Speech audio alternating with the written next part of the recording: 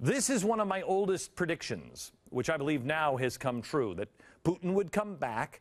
He'd come back to power, take it by force if necessary, and extremists would be the choice in Europe and in Russia. People are marching in the streets over Putin's inevitable election victory. They're complaining that Putin is the only one you see on their state-run television. No, you don't say. You mean this guy? The former KGB spy master? Look at the way he walks. Notice one hand stays to his side, the other one swings. Why is that? Why is that? Because he's a KGB guy. He's used to his sidearm being right here. This one swings, this one doesn't. Spooky! Can ring the man out of the KGB, but you can never get the KGB out of the man. This guy involved in election fraud? No. Seizing power? No, no, no. We've looked right into Pooty-Poot's eyes. He's our friend. No, he's not. No, he's not.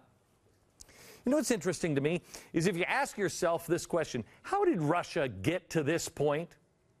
It might sound a little familiar. Their system was collapsed through overspending while at war with Osama bin Laden in Afghanistan. Oh, wait a minute. And then right at the collapse, it started to go rife with cronyism. And then they added capitalism, so it became kind of crony capitalism. And they had rigged government contracts to those willing to play ball. And those few hand-picked people, hand-picked a lot of times by people like Putin, became billionaires while the rest of the population continued life in poverty. Isn't that weird? Overspending and crony capitalism, and then shutting down the press. You see, now Russia is dealing in an environment of fear. Good luck trying to be a journalist in Russia or soon in America. What time is it? You speak out, you're dead. Like this journalist, who was Putin's most outspoken critic on his Chechnya policy. First in 2004, she collapsed under mysterious circumstances while on a flight. And then in 2006, she was shot and killed in an elevator. The assassination remains unsolved, but I'm sure they're still working on it. In 2007, this journalist was found dead outside of his apartment in mysterious circumstances. He had a history of damaging reports on Putin, and after his latest report critical of Putin, he just happened to fall out of his 9-story window, plummeting to his death. Well, actually, it was 2 floors above his 9th floor window. He had to go through 2 locked doors to be able to get up to the roof, and then he fell. But that happens all the time. In December of 2011, this Russian journalist walked out of his office and was mysteriously shot 14 times. He founded a newspaper that investigated government corruption. The day after he was murdered also happened to be the day that was dedicated to remembering Russia's murdered journalist. Do we have a day like that on calendar? Oh, no, that's right, because we don't have a problem with journalists getting killed. He was the 4th Russian journalist killed in 2011. Then there was Oleg Kassin. He was a newspaper journalist who nearly died from a fractured skull. From this, 2 men attacked him outside of his Moscow home with baseball bats. 40 journalists have been killed in Russia since 2000. 40. Why do you suppose that is? I looked in Pooty-Poot's eyes. He's a killer. The majority of cases have gone unsolved. Hint to the prosecution, only the reporters critical of Putin end up dead. Now, surely the WikiLeaks founder, Julian Assange, who's a friend of the people, was well aware of this history when he decided to go to work for Russian television. Wait a minute, the WikiLeaks guy, the Mr. I'm a man on a mission, anti-establishment, small government kind of cronyism, death to all that cronyism stuff. He partners up with Russia and with Russia Today, which just happens to be the global network started by Vladimir Putin, the guy with the one arm that swings, and funded by the Russian government. By the way, they, in a completely unrelated story, just aired a special on propaganda on how progressives in the U.S. can take back the American dream. It was hosted by an American progressive radio host, and look at it, this is the Russian television deal, and this is Van Jones' logo. Look at how, man, that's weird. On Russian TV. By the way, guess who Russia Today lists as one of its partners? All of them. Oh, the Huffington Post, which of course is one of the president's favorite news sites. It's great. Remember when somebody who only reads the editorial page of the New York Times? Try glancing at the page of the Wall Street Journal once in a while. If you're a fan of Glenn Beck or Rush Limbaugh, try reading a few columns on the Huffington Post website. He loves me. I'm sure this is all one big mix-up. And there's no way American progressives are down with Russia's propaganda machine. Definitely not.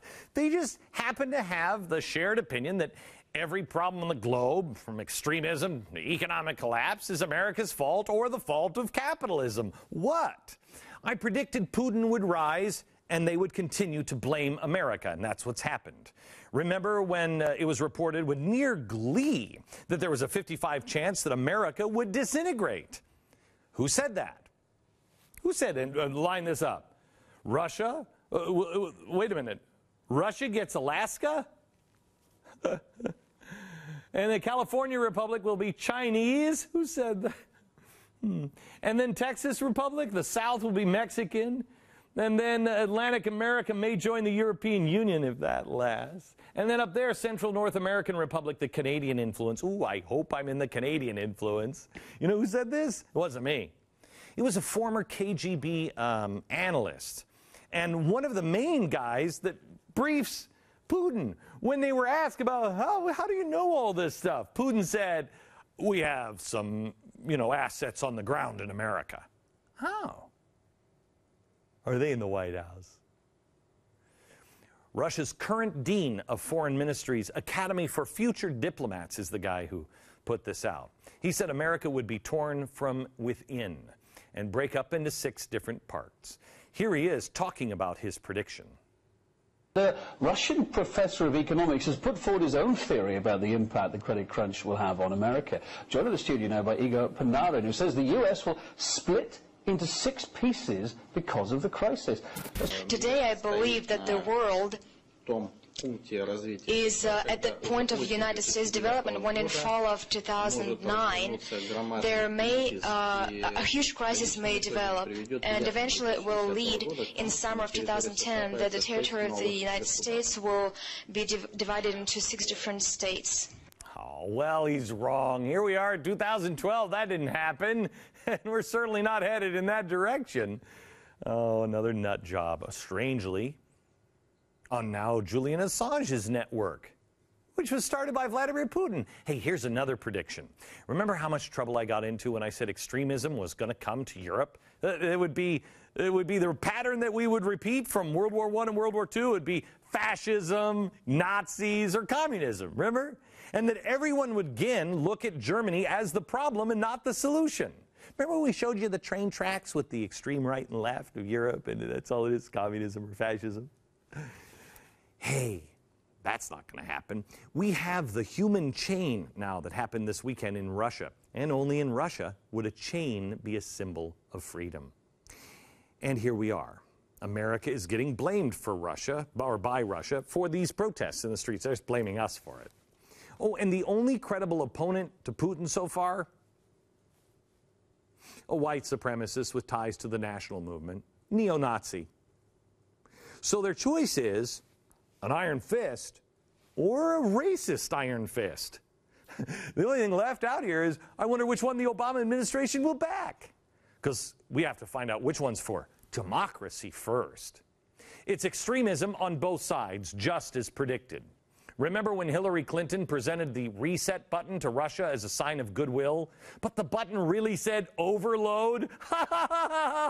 They laughed so much. It was called a symbolic mistake. What